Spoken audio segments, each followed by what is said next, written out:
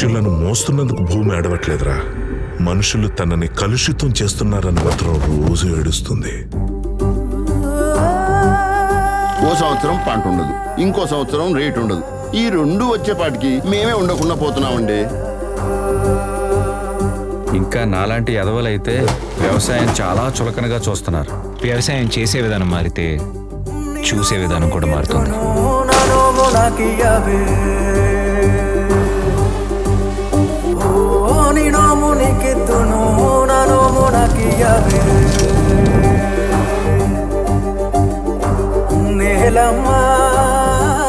మన పెద్దవాళ్ళకి పొలమే ఇల్లు, ఇల్లే పొలం.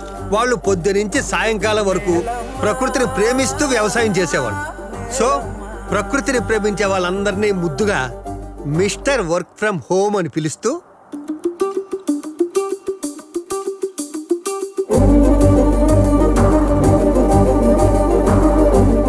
నా ఆలోచనలో స్వార్థం ఉంది, ఆయన ఆశయంలో బాధ్యత ఉంది.